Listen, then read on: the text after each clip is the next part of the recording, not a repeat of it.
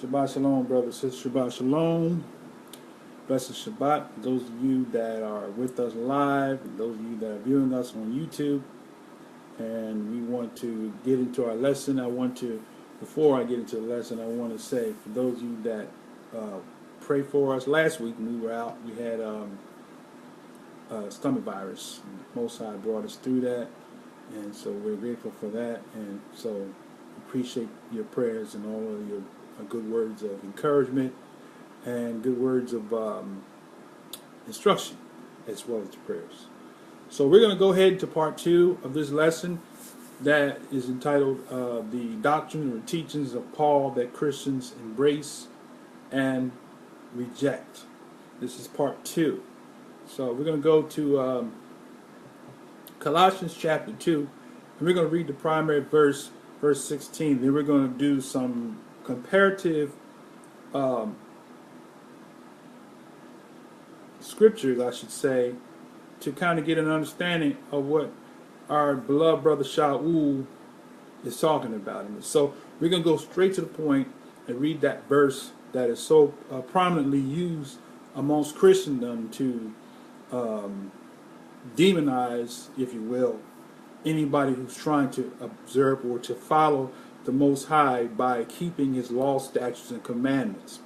So we're going to go to Colossians chapter 2. My issue is going to read verse 16, and then we're going to go from there. All right, hallelujah. Let no man therefore judge you in meat, or in drink, or in respect of an holy day, or of the new moon, or of the Sabbath days. Mm-hmm. Read the next verse there. Which are a shadow of things to come, but the body is of the Mashiach. Okay, so now we're going to stop there. Shabbat Shalom, Moray, Josiah. And so that verse there, we're going to kind of take our time. We're going to go through it, and we're going to hear what the Most High has to say through this verse here to Israel and those that have an ear to hear what the Ruach has to say to the believers. Okay? So now, beginning, he says, let no man therefore judge you in meat. So we're going to look at this line upon line. Okay? Because according to scriptures, we have to go line upon line and precept upon precept. So many people read a verse and jump over here and jump over here and jump over here, and you got a whole lot of confusion going. That's why we can't understand the scripture, because we don't take our time to read. You can read one sentence, and if you take your time to read the one sentence, it will make sense in itself. So we're going to see if this sentence will make sense to it of itself. So the first thing in that one verse, it says, let no man judge you in meat. Okay? Before we get to the meat part, the key I want to bring out in this verse, it says, let no man. Now, when you say let no man therefore judge you,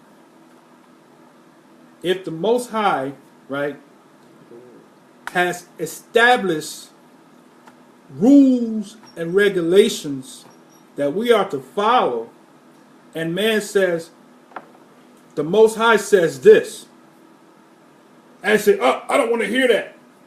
Don't judge me. That's the first thing that people say, right? But here, he didn't say don't let Yah judge you, right? So when we remind a person of what the Most High said, it is not us judging. It is us reminding what Yah said.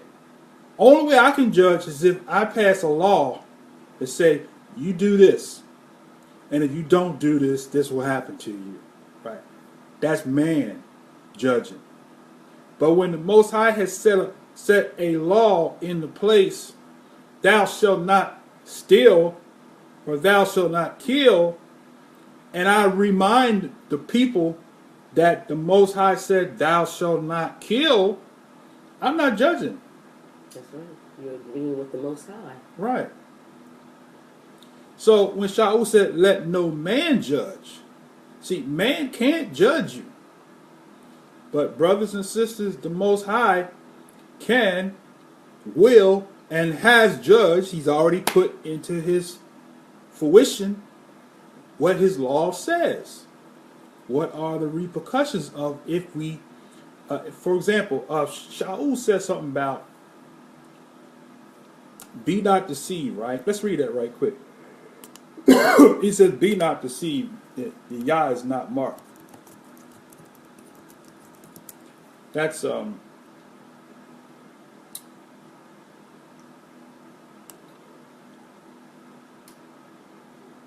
Galatians 6 and 7. Let's read Galatians 6 and 7. And Aharawan, Shabbat Shalom. Galatians 6 and 7 says what? Be not deceived, Yah is not mocked. For whatsoever a man soweth, that shall he also reap. Okay, now read that next verse. For he that soweth to his flesh shall of the flesh reap corruption. But he that soweth to the Spirit shall of the Spirit reap life everlasting. See that? So now, that is the law that the Most High put into place. Whatever a man sow, right, that shall he also reap. So remember what Yahshua told the disciples. He said, if you live by the sword, you're going to die by the sword, right? That's called the law of sowing and reaping, right? And in Christendom, we come accustomed to accepting or embracing the law of sowing and reaping when it comes to money, right? You know, we hear that over the pulpits. If you sow a seed, you're going to reap a harvest. We believe that's so true when it comes to money. But when it comes to spirituality and obeying the Creator, we don't believe that. That only applies to money. But whatever a man sow, that shall he also reap. That's what we're talking about. So when the Most High has established a law or an order, he says, or it's actually basically, and like when you make when you're making a meal, there is a set of instructions that say if you do this, this is going to happen, right? So the Most High's law is like this. He says, when you do this, this is going to happen, right? So when we said, let's go back to Colossians 2:16. So he says, let no man therefore judge you, right? So man is not ultimately the judge, right? The Creator is the judge, right? Because he said, do this, right? And then we have a responsibility to do this. Or if we don't, there are repercussions for what we do or don't do, right? So, man, people have this saying, don't judge me, right? I'm not judging you. The Most High is judging. So we only remind you or remind ourselves of what the Most High says in His law. So if you are offended when we remind you of the wages of sin is death, right? That's another good example, right? We just reminding the creation and those who are followers of the Messiah, followers of Yah, that the wages of sin is death. Every Christian believes that, right? That the wages of sin is death, but then their definition of what sin is wholly off with what the Most High calls sin. Right? We talked about that this morning. Sin is not smoking, not drinking, not cussing, not going to parties. It used to be. Now, I don't know what sin is nowadays. Because sin has a whole, in Christendom, sin has a whole different definition. Now, if you was to ask different Christians in different walks, whether it be Baptists, Methodists, Pentecostals, non-denominationals, ask each one, what is sin? You will be so confused as to what sin is because everybody have their own various different definitions of what it means to sin. I think it's still along the same terms. Well, I'm saying when I'm talking about generically, like, for example, some Christians don't go to movies. to a certain circle of Christians, Shabbat Shalom, Quentin, to some circles, if certain Christians don't go to movies because they consider that a sin, but another group of Christians might go to movies. I'm talking about these real old-fashioned holiness churches, and there's very few of them that exist today. But there are some that exist that they don't do stuff like go to movies. They look at people that go to. Matter of fact, I will tell you, there is one particular movement of people. I have a cousin that goes to one in Philly, and this brother, they are real strong about stuff like they don't go into any outside secular stuff like that. That's a sin to them. They're like apostolic type church, where it's a woman can't even to this very day wear pants in this particular movement, because to them a woman wearing pants is sin. See what I'm saying? So now if you go to another sector of Pentecostal church that wears pants, to them, to this group of Christians, they're sinning because they're wearing pants. Right? And in the same movement don't believe that women are allowed to preach. So they call, I don't want to get off at the names of the organizations, but one of the organizations that I came from has women preachers and pastors.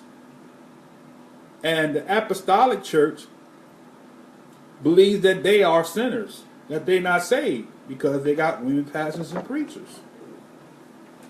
So sin is basically defined by that religious organization. Everybody has a different definition for what sin is, right? And just to kind of point out. So man, in that particular sense, man is judging because if man says, just like we were talking earlier, some churches still believe you can't drink. It's a sin to drink.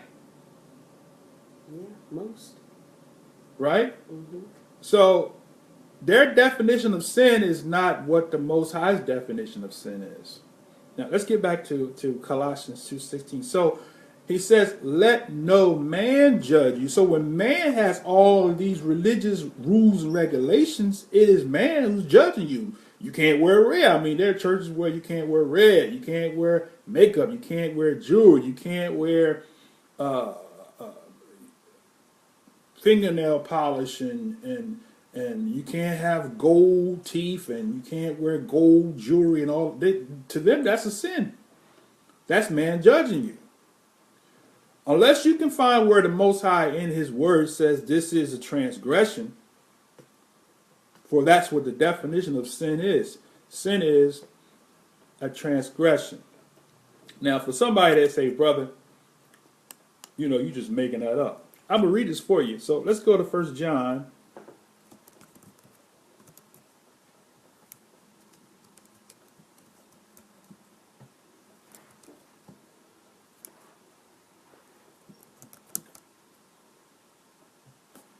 Let's go to 1 John. 1 John 3. 1 John 3 and 4. Okay, 1 John. So for those who would challenge and say, brother, I disagree. We're not under the law. We're going to show you what in the New Testament, right, what they define as sin. So we can get a definition that because you smoke a cigarette doesn't mean you're sinning. It is a filthy habit, unclean habit, something that you can do without, but it is the nastiest, filthiest habit in the world. That's not sin. Okay, we're going to give you the definition of sin. Okay, so 1 John 3 and 4. Whosoever committeth sin transgresseth also the law. For sin is the transgression of the law. Okay, read that one more time, please. Whosoever committeth sin transgresseth also the law. For sin is the transgression of the law. So whosoever committeth sin transgresseth also the law. For sin, listen, sin is the transgression of the law. Period. So even Shaul said, where there is no law, right?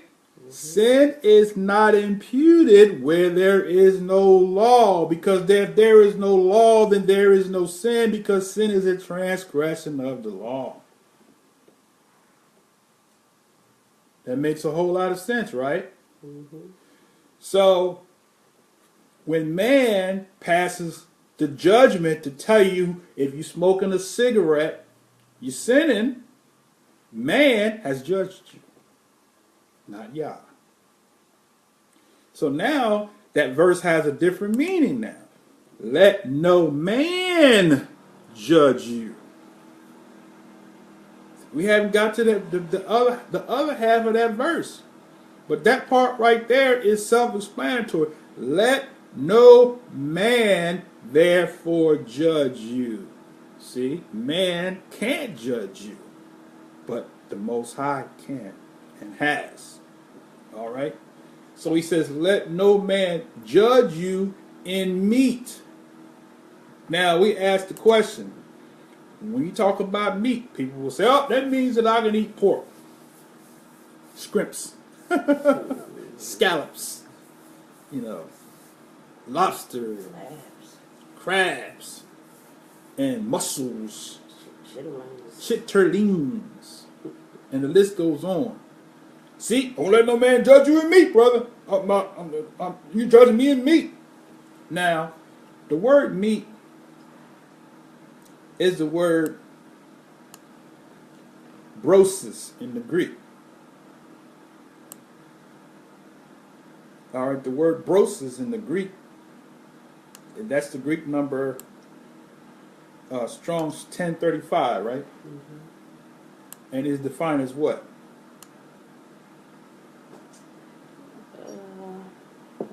Food. Right. Okay. Meat. Uh-huh. Concretely. Right. Okay. Now, here's the question. When we read that, let no man therefore judge me in meat. Does that passage say I can eat pork? Is that what that's saying? No, but that's how most people interpret that. Most people interpret that as being pork. But the key is, he says, let no man judge you in meat. So in other words, that puts a whole nother understanding on that passage, because if man is judging me in meat, man is telling me that there's something that I can't eat. Not Yah. For example, even in Hebrew, you have many Hebrews who are vegetarians, and they frown upon those of us who are still meat eaters. And I remember there's a movement, a very well-known Hebrew movement, of people who moved to a land in the Holy Land of Israel who are all vegan, and they believe that they're gonna live forever, and the leader of the movement died, and he was a vegan because they believe you were gonna live forever. So those of us that eat meat were condemned by those because we were what they call carnivorous people. Y'all not going to live, y'all eating meat, and this, that, and the other. And here we find, especially in today's time, a lot of people who are vegans are showing up with different types of sicknesses and diseases. So it's not attributed to us being meat eaters, right? There's some other things into play with that. But the reality is, when he says, let no man judge you in meat, which is food, when man tells you you should be a vegan, because let's go back to the original diet. Original diet, man was a vegan. When the Most High created Adam and Hawa in the Garden of Eden, they didn't eat meat. They lived off of the vegetation. It was food for them, right? So we heard that. So when he said, let no man therefore judge you in meat, that's exactly what he's talking about. Now here's the thing. He's not saying let not Yah judge you in meat. Right? Because Yah has already gave us a law on foods that we can and cannot eat.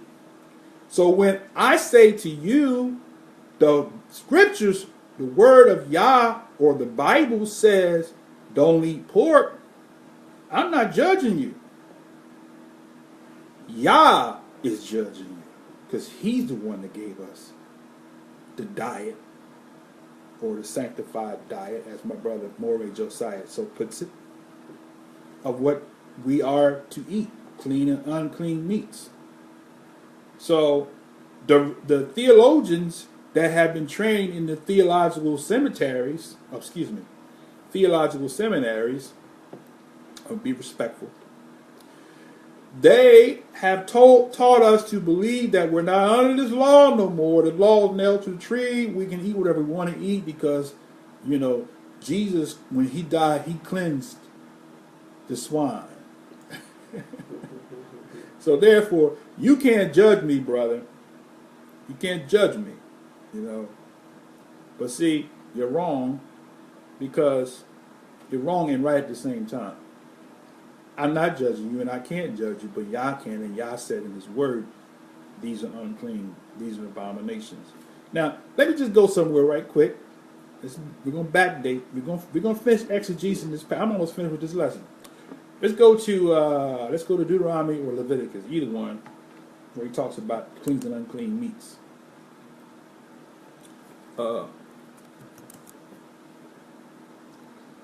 Let's see, which one you want? Leviticus 11. Let's do Leviticus 11. Okay, Leviticus 11. So now when we talk about, he says, let no man judge you. Pardon me. When we say, let no man judge you, when man tells you that you can do what the Most High says for you not to do, that's man judging you. So it's actually a reciprocal. Mm-hmm. So when your pastor tell you you can eat what you want to eat, he's judging you. And his judgment brings forth death. See how this works? So when man tells you to disobey the Creator, the judgment is he's judging you because every act has a judgment. Right? So now, let's go to Leviticus 11. We're going to start right at verse 1. All right, Leviticus 11 and 1. And Yah spake unto Moses and to Aaron, saying unto them, Speak unto the children of Israel, saying, These are the beasts which ye shall eat among all the beasts that are on the earth. Whatsoever parteth the hoof, and is cloven-footed, and cheweth the cud among the beasts, that shall ye eat. Nevertheless, these shall ye not eat of them that chew the cud, or of them that divide the hoof. The camel, because he cheweth the cud, but divideth not the hoof, he is unclean to you. Okay, so he talks about the camel. Now, we don't eat camels, so that's not an issue for us. Let's continue, because we don't eat camels. All right, go ahead. And the coney, because he cheweth the cud, but divideth not the hoof, he is unclean to you. And the hare, because he cheweth the cud, but divideth not the hoof, he is unclean to you. Now, some people have a problem with that one. The hare. What's the hare? Rabbit meat. Especially you people that live in the country that love you some rabbit meat. Man, I don't care what you say, man. I'm going to go in there, man. The holiday coming up, boy. My uncle can make some mean rabbit. We put that rabbit in that pot, put that gravy in, man. Succulent. But the Most High said that the hair of the rabbit is unclean. I didn't say it. So let no man judge you. So when man tells you it's all right, and the Most High said it's not, man has judged you. You let man judge you. Go ahead. Okay, go ahead.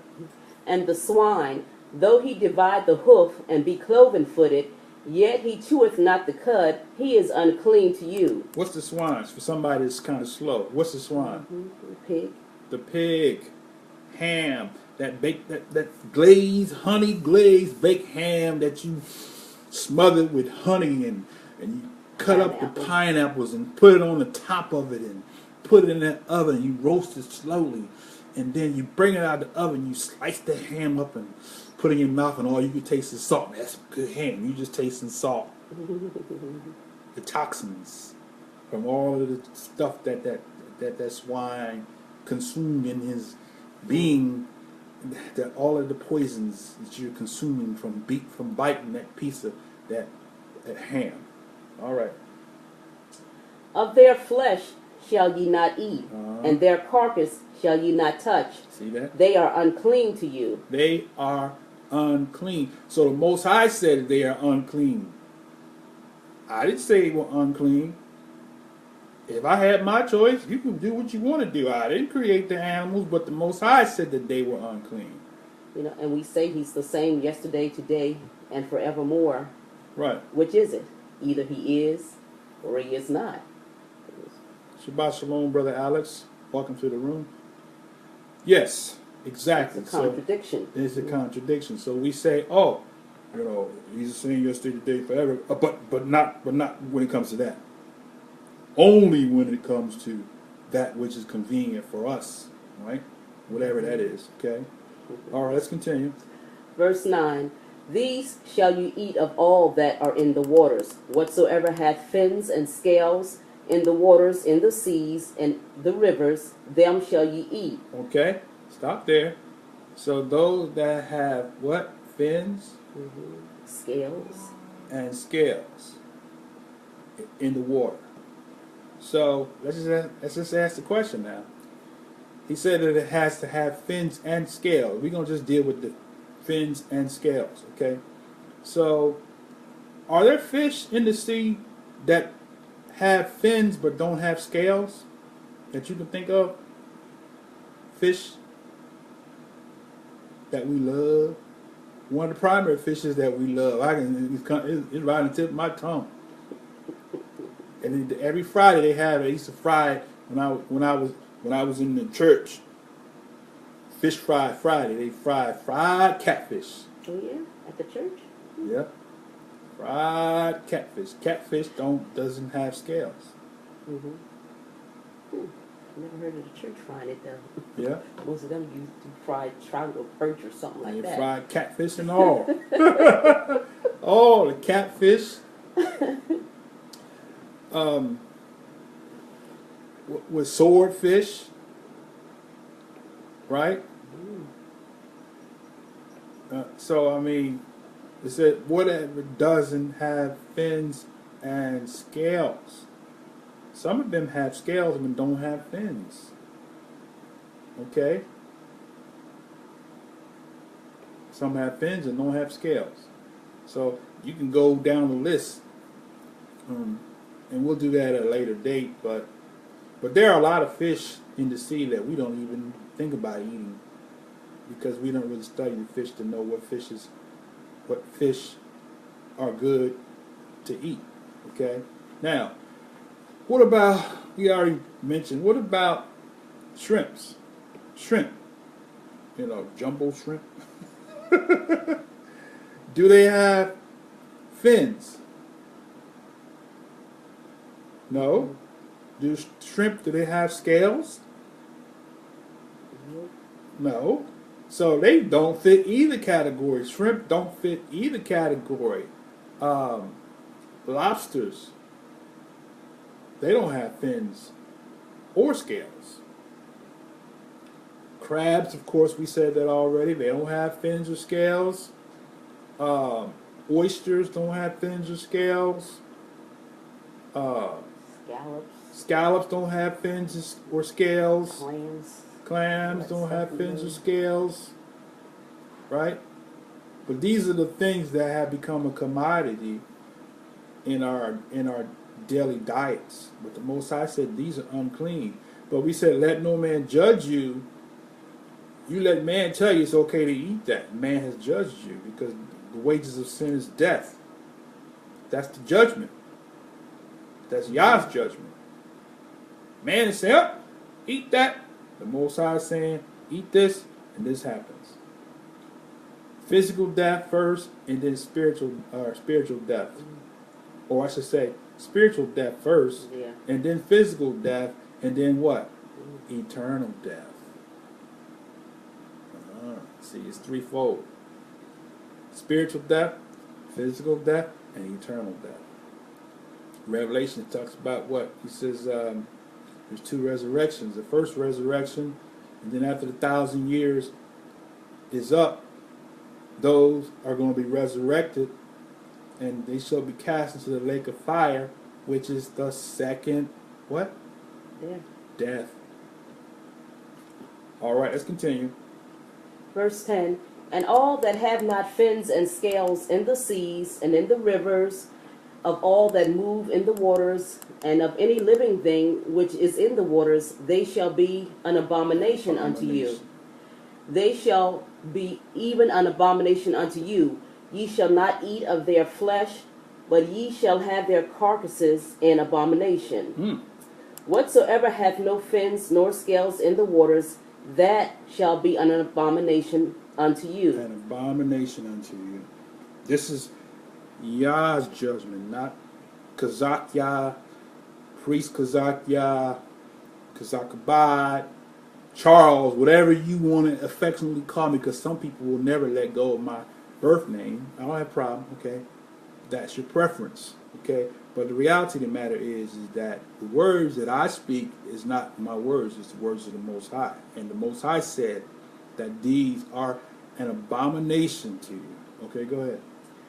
And these ye shall have in abomination among the fowls. They shall not be eaten. They are an abomination. The eagle, the ossifrage, the osprey, the vulture, kite, after his kind. No, we don't have to worry about that because none of us are going to eat eagles.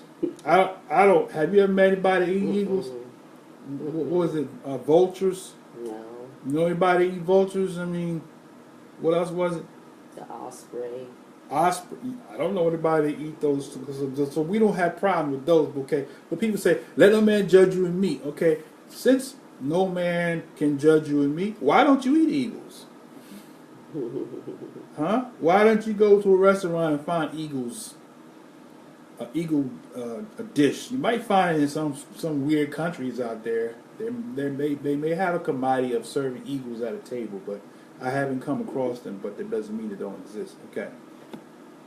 Verse 15. Every raven after his kind, and the owl, the night hawk, the cuckoo, the hawk after his kind, the little owl, the cormorant, the great owl, the swan, the pelican, the eagle, the gier eagle, the stork, the heron after her kind, the lapwing, the bat, all fowls that creep going upon four, an abomination unto you. Yet these may ye eat of every flying, creeping thing that goeth upon all four, which have legs. Now listen to this. These are things that you can eat that we probably wouldn't even think about eating, but just listen. Okay? Which have legs above their feet to leap withal upon the earth. Even these of them ye may eat, the locust after his kind. The locust. So we wouldn't think about eating a locust. But locust is, you can have a gourmet locust meal. Okay, go ahead. And somebody said they taste like shrimp. Oh, yeah? I don't know how true that is, but somebody did tell me that. Okay, locust. Shabbat Shalom. So that may help. James Hollis. That may help the shrimp lovers. Yeah. Let me see. The bald locust after his kind. Okay. The beetle after his kind. Beetle. Ugh. See? Beetle's a clean beast. We can eat a beetle. I mean, we like to have some chocolate-covered beetles. All right, go ahead. The grasshopper after his kind. Grasshopper, see? But Go out there in that grass, cutting grass. See them grasshoppers out there? Get you a little bag. Put them in your bag. Take them inside the house. Put some teriyaki sauce on them and make you some fried grasshoppers. All right, go ahead. But all other flying, creeping things which have 4 feet shall be an abomination unto you. And for these ye shall be unclean. Whosoever toucheth the carcass of them shall be unclean until even. And whosoever beareth aught of the carcass of them shall wash his clothes, and be unclean until the even. The carcasses of every beast which divideth the hoof is not cloven-footed, nor cheweth the cud, are unclean unto you. Every one that toucheth them shall be unclean. And whatsoever goeth upon his paws among all manner of the beasts that go on all four, those are unclean to you. Whoso toucheth their carcass shall be unclean until the even. So that would be a dog or a cat or anything that goes on all fours. Your pet, your favorite. That's why. And that explains why. You know, when you think about it, you know, we wouldn't dare think about eating dogs and cats. So let no man judge you in meat.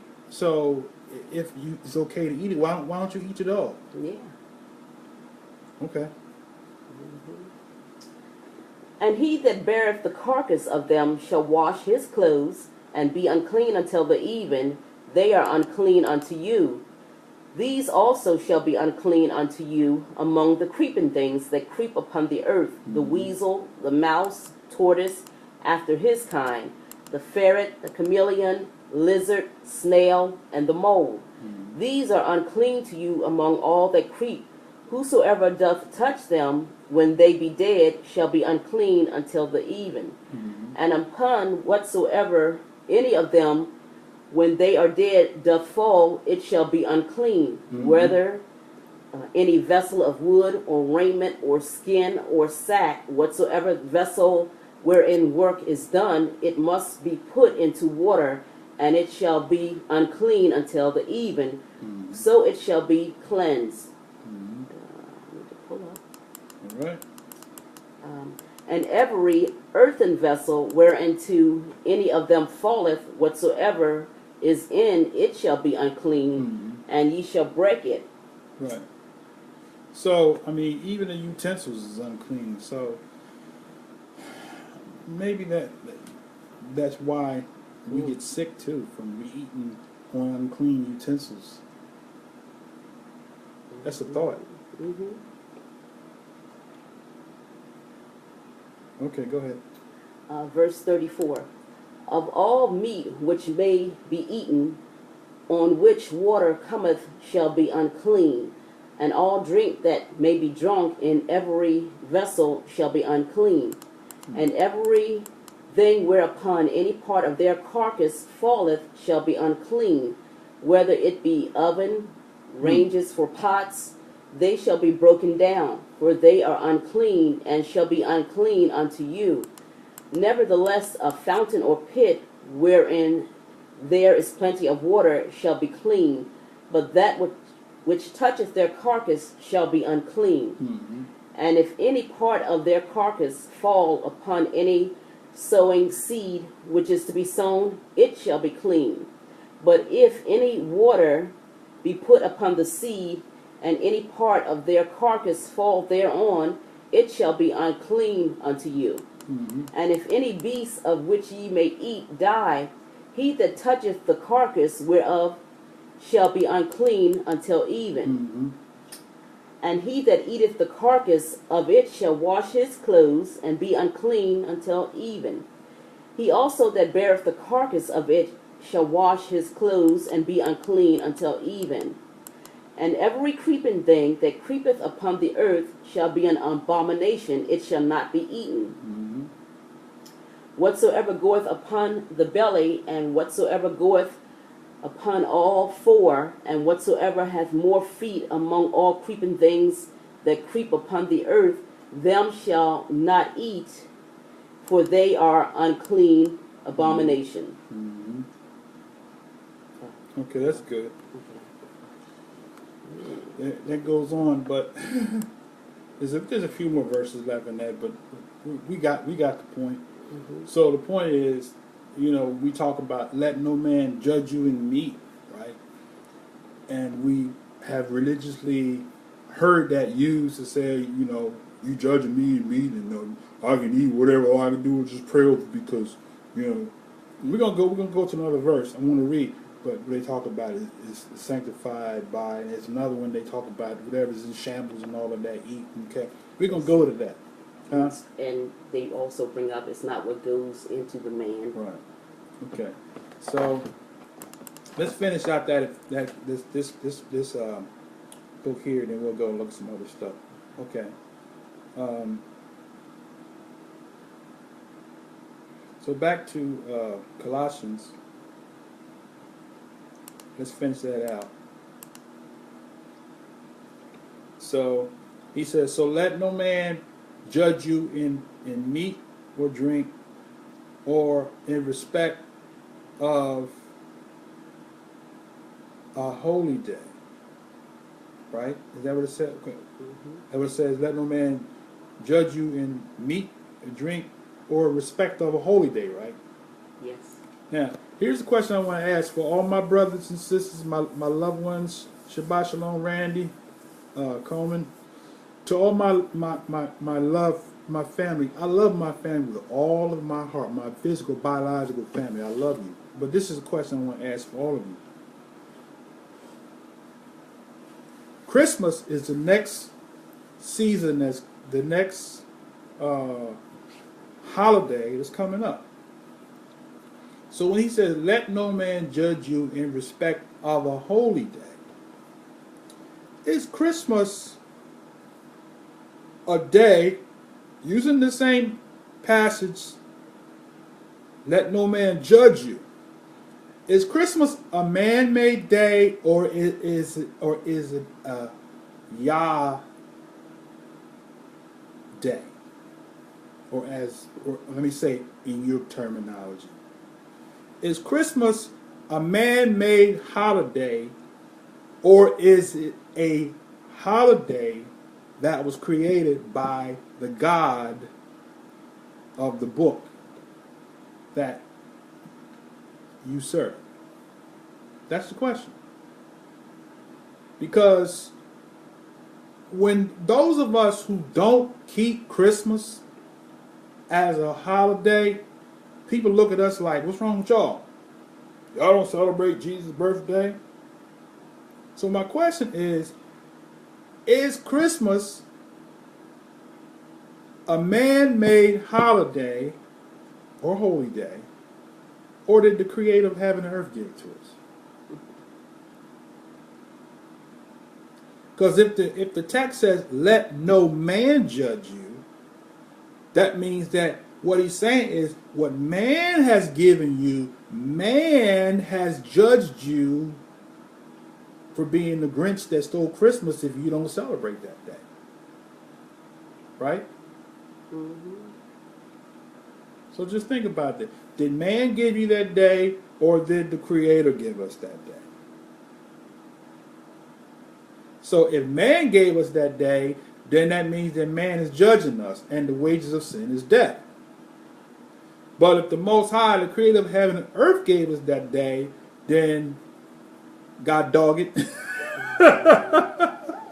Just being funny. If the Creator of heaven and earth gave us that day, then that means we ought to keep it, right? Mm-hmm.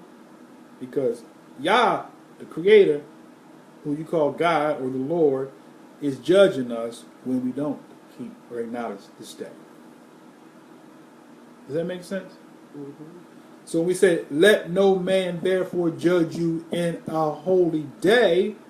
When man gave you the day, man is making the judgment if you don't keep the day. Now, I know a lot of people have never heard it that way. Shabbat Shalom, Brother Herb Wise. Hallelujah. Okay, now, so he says, let no man judge you in meat, drink, or in respect of a holy day or holiday, or of the new moon. Okay? Now, why new moon? Okay? New moon is a new month. Now, this is a subject that many Hebrews, please share. Please share. Many Hebrews have a problem with other Hebrews who don't observe the new moon.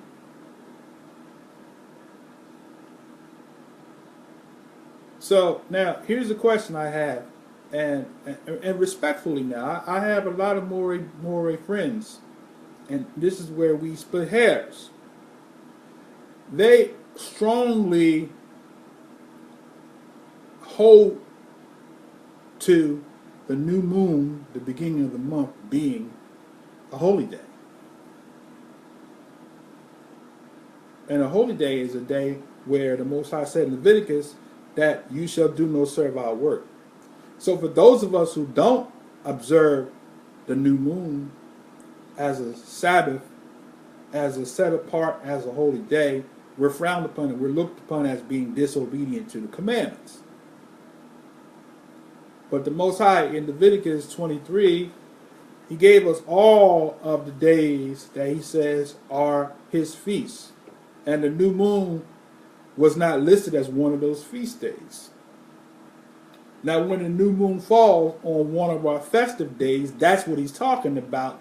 Let no man judge you in new moon. Because on the new moon is when many of our feasts begin. For example, one feast that happens, we know, is called the Day of Atonement. That's the 7th month, the first day of the 7th month, which is the Day of Atonement. Yom Teruah, or the Feast of Trumpets, which happens on the 7th month at the first day of the month, or the new moon. That's the scripture says, blow the trumpet in the new moon. Okay? Because there are festive days that take place on that new moon. Okay? Now, having said that, there are situations when the weekly Shabbat may happen to fall on a new moon. That's a festive day. Why? Because it's the 7th day that falls on a new moon. Okay? All right. Enough said with that. Then he says, and let no man judge you in Sabbaths. Sabbath. So the Sabbath is a day of rest. Now we can talk about this one here because Christendom has their own Sabbath. Christendom says, okay, Sunday's the new Sabbath. And you people that keep the 7th day that they call Saturday, you Judaizers, right? But the Sabbath, he said, when man judges you on the Sabbath, when man tells you that Sunday is the Sabbath day or Sunday is the Lord's day, it's just another word they use for Sabbath, they are judging you by telling you disregard the Most High Sabbath day or Shabbat and embrace man's Sabbath day that was given to us by the Emperor of Rome, the first day of the week. Okay? So when man judges you, you are in rebellion and disobedience to the Creator's judging you. So then that whole passage has a whole new meaning, doesn't it? Man is judging you. He says, let no man judge you, right, in these things. Right? Now, he said, what? For these are a shadow of things to come. Now, the days that man give you, the wrong days, and the days that the Most High give us, they all are shadows. That's heavy, right? That's very profound. Because the days that man gave you are a shadow of something, right? Just like the days that Yah gave us are a shadow of something. See how this works? So he's saying these are a shadow of things to come. So the days that man gave you are a shadow of things to come, because in keeping of these days comes a judgment, and in keeping of the things of the Most High comes a judgment. because these are a shadow of things to come, but the body is of the Mashiach. Okay, let's continue that same chapter. Let's start verse 18. Let no man beguile you of your reward in a voluntary humility, and worshipping of angels, intruding into those things which he hath not seen, vainly puffed up by his fleshly mind, and holding not the head, from which all the body by joints and bands have nourishment ministered, and knit together, increaseth with the increase of Yah.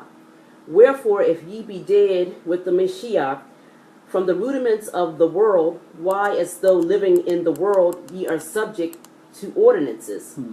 Touch not, taste not, handle not, which all are to perish with the using, after the commandments and doctrines of men. See the key? They are to pass after the commandments and doctrines of men. Man gave you that. That's why he said, let no man judge you, because these are ordinances and elements of the world that man gave us. The Most High, his word is going to stand forever, right? So he's not talking about what he said.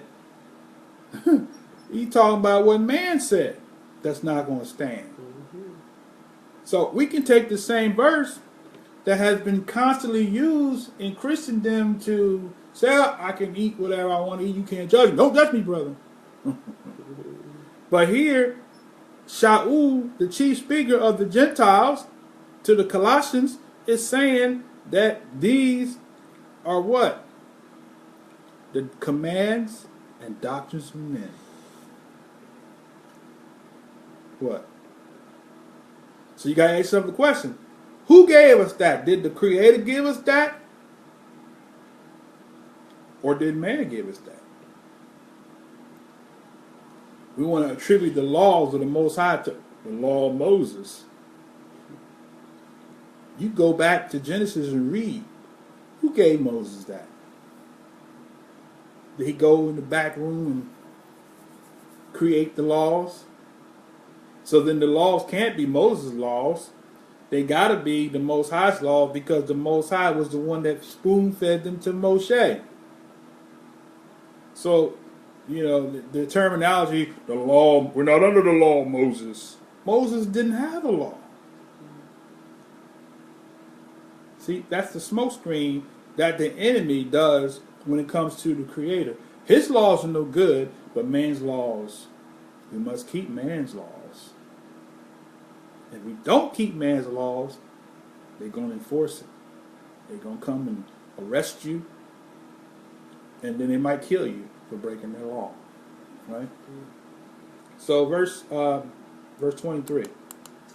Which things have indeed a show of wisdom in which things indeed have indeed a show of wisdom in will, worship, and humility, and the neglecting of the body, not in any honor to the satisfying of the flesh. So that's the end of that. So that's self-explanatory. So now, since we're talking about meat, you know, it's okay. We already showed you in Colossians chapter 2 that Shaul was not talking about, I'm giving you a license to eat pork and all the other things that, or Shaul was not giving you a license to celebrate Christmas, the Lord's birthday, which is Baal. Okay? He's not given a license to do that, but that's what has been used to say. All right? Now, where else do we want to go? Let's go to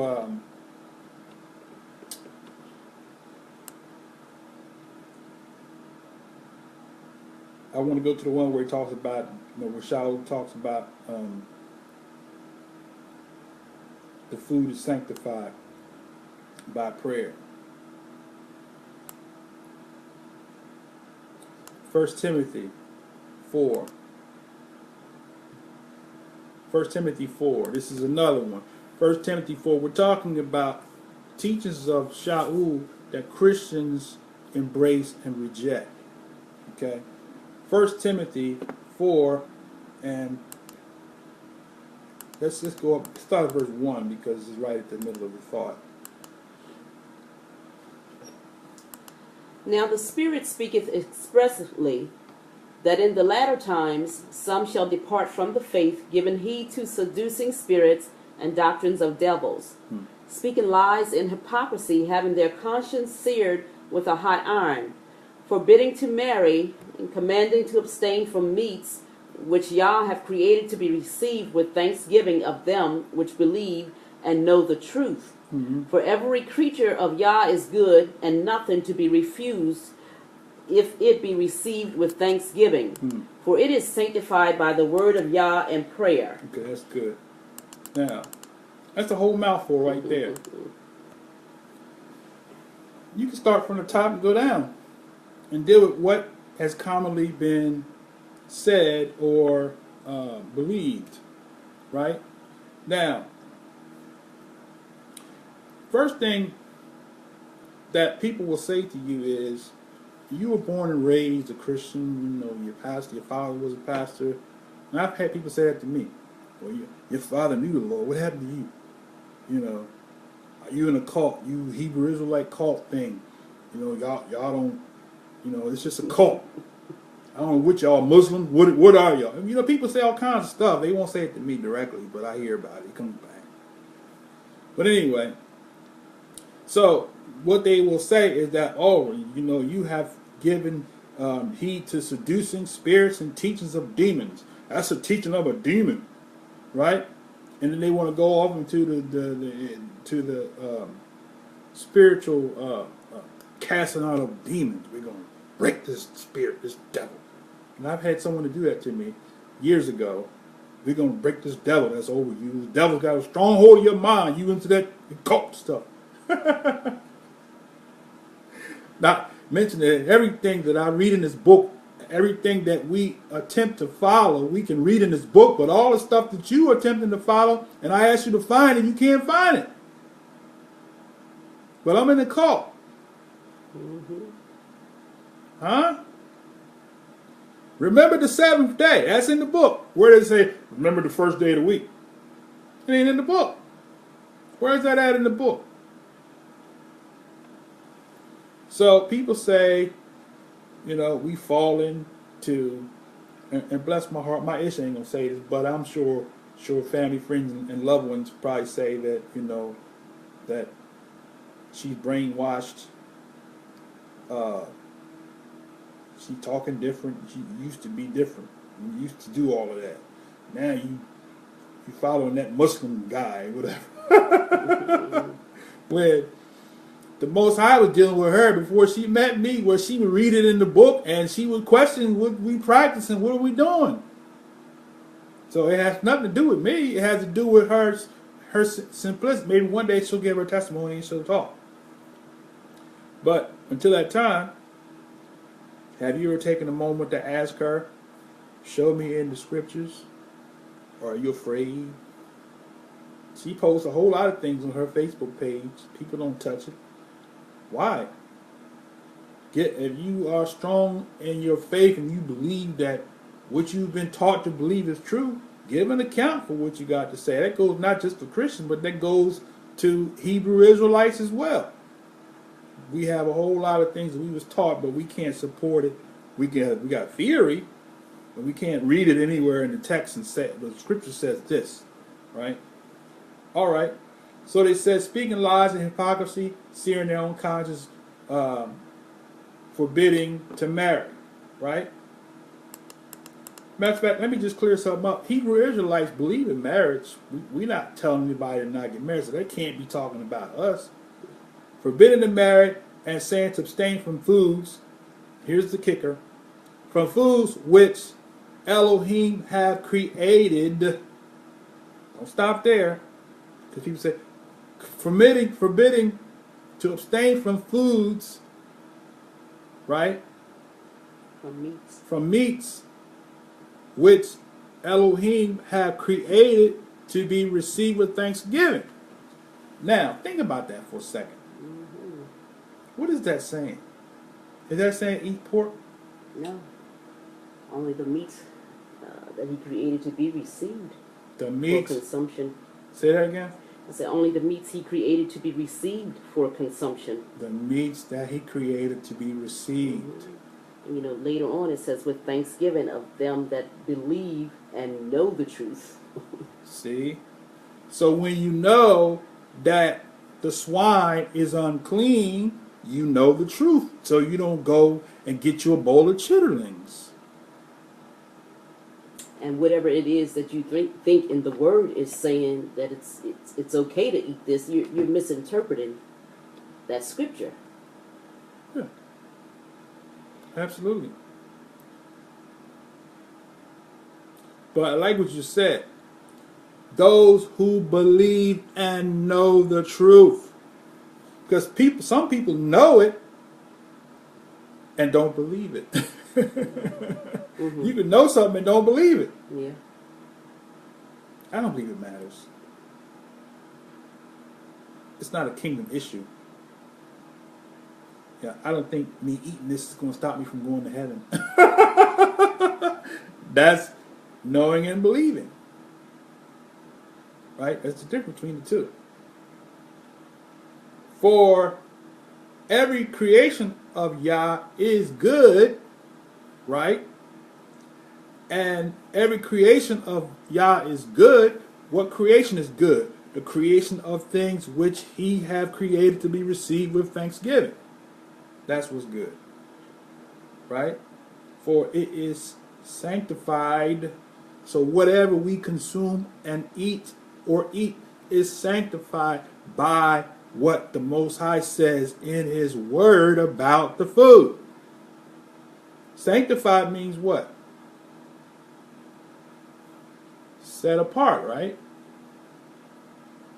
So the Most High, when he gave us the foods which we read in Leviticus, he said, these are foods that are good for food. Mm-hmm. That means those foods have been sanctified or set apart to eat. The foods that have been set apart to not eat are the unclean foods. So when he said the food is sanctified or set apart by the word, by what the Most High said about the food, and by prayer. Okay? That's simple. Mm-hmm. So when you read First Timothy, every creature of Yah is to be received of who know the truth, and it is set apart or sanctified by the word that the Most High spoke on that particular food. See, that makes a whole difference of meaning now. All right, what was the other one you said? We're going to look at a couple more, then I'm going to close out.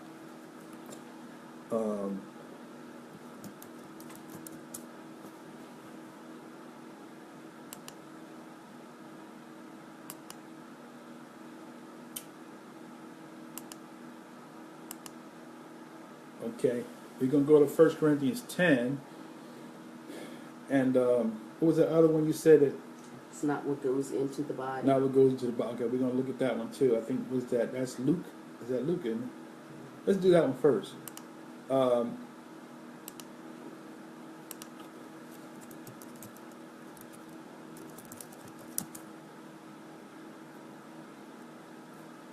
That's Matthew. Matthew and Mark. Let's look at Mark. I think Mark is the one that's real profound. Let's look at Mark 7. Mark 7 and 20.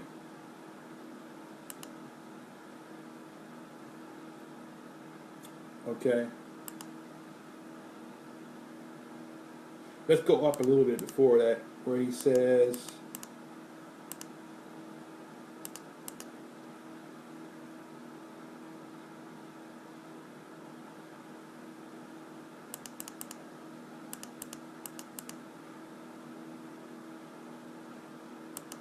Verse 14, maybe? 14. Okay, go ahead.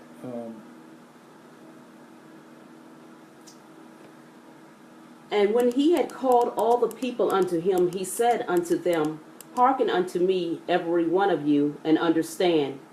There is nothing from without a man that entereth into him can defile him. But the things which come out of him, those are they that defile the man. If any man have ears to hear, let him hear. And when he was entered into the house from the people, his disciples asked him concerning the parable. See, even the disciples was confused after they heard that, because they're like, wait a minute, hold on. We was told not to eat unclean meat. Now he's saying it's not that which goes in the man that defiles the man. So now, could you elaborate what you mean, Rabbi? Go ahead. And he saith unto them, Are ye so without understanding also? Do you not perceive that whatsoever thing from without entereth into the man, it cannot defile him? Because it entereth not into his heart, but into the belly, and goeth out into the draught, purging all the meats. Verse 20, And he said, That which cometh out of the man, that defileth the man.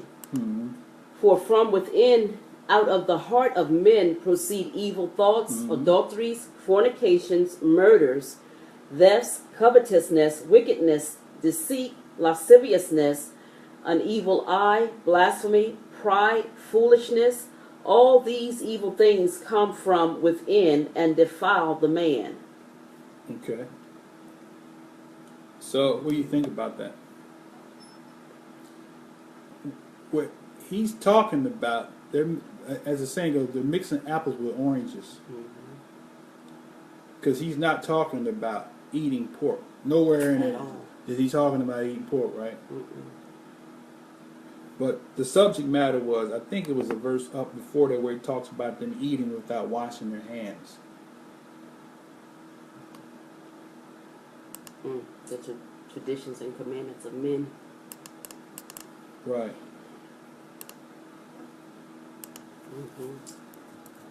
Verse 3. Is that 3? Verse 3?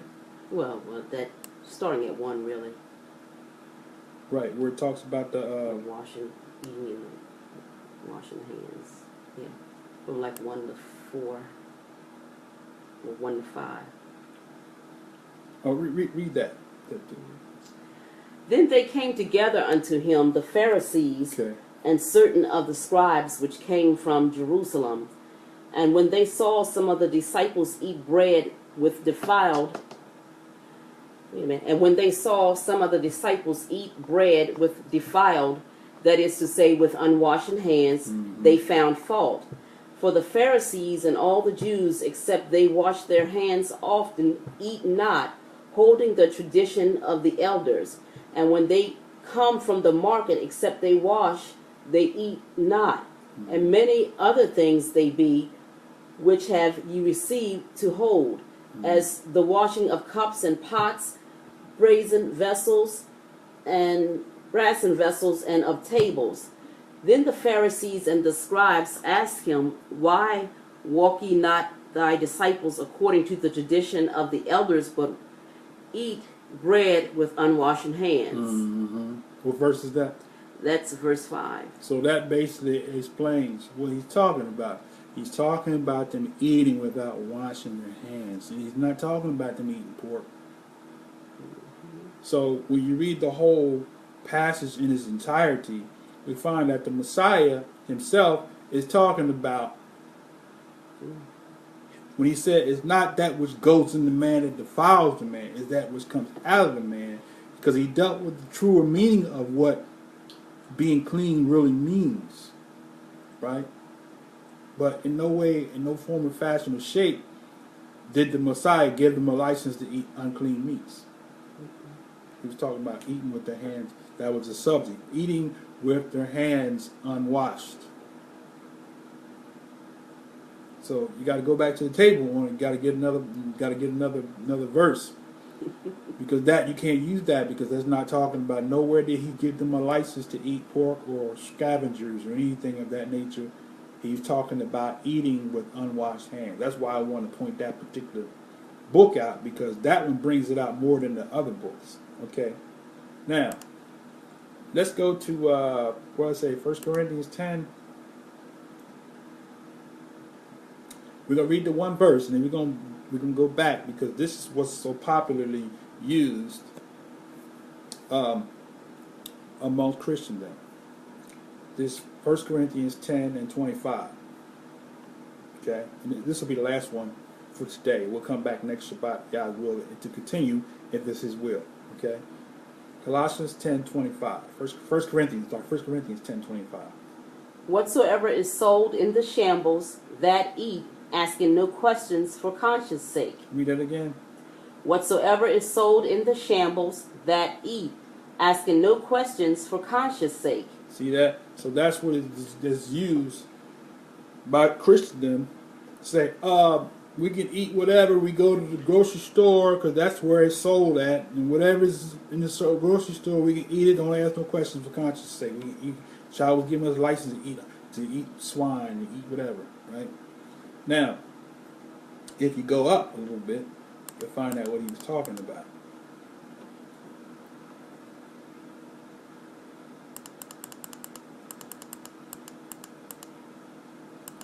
Okay.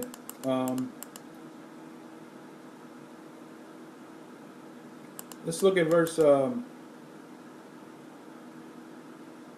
17. Start verse 17. All right. For we, being many, are one bread and one body, for we are all partakers of that one bread. Mm-hmm. Behold, Israel after the flesh are not they which eat of the sacrifices, partakers of the altar? Mm-hmm. What say I then, that the idol is anything, or that which is offered in sacrifice to idols is anything? Oh. But I say that the things which the Gentiles sacrifice, they sacrifice to devils, Mm-hmm. and not to Yah. Mm-hmm. And I would not that ye should have fellowship with devils. Ye cannot drink the cup of Yah and the cup of devils. Ye cannot be partakers of Yah's table and of the table of devils. Mm-hmm. That's right. Where am I at? 22. Okay. Do we provoke Yah to jealousy? Are we stronger than he? Mm-hmm. Keep going. Yeah, 23. All things are lawful for me, but all things are not expedient. All things are lawful for me, but all things edify not. 24. Let no man seek his own, but every man another's wealth. And now 25. Whatsoever is sold in the shambles, that eat, asking no questions for conscience sake. Right. So what he's talking about, not eating pork, nowhere did he say you can eat pork. He's talking about them, like we go to the grocery store, and we might buy some chicken. We don't know if they sacrifice some chickens to their devils. So if you go, we don't grow chicken, so we can't grow our own chicken. So we don't go and go, can I talk to the manager of the store? Did y'all sacrifice this to buy all? So we're not going to go through all that. We're going to buy that chicken or whatever meat you eat that is according to the Most High sanctified diet. We don't ask any questions. We're going to go and we're going to, for conscience sake, we're not going to ask questions about whether you sacrifice to Satan, the devil, whatever the thing cause might be. We're going to sanctify. Food's going to be sanctified by the word of Yah and by prayer. We're going to cast out all impurities or whatever spiritual influences may be on this food, and we're going to pray and sanctify it, and the Most High is going to sanctify it through prayer and by His word. And that's all I'm going to share for today. I pray that you were blessed by this sharing, and we're going to continue, if Yah's will, next Shabbat with another lesson. Until that time, may the blessing of the Most High Yah be with you and your family. Shalom. Shalom. Shalom.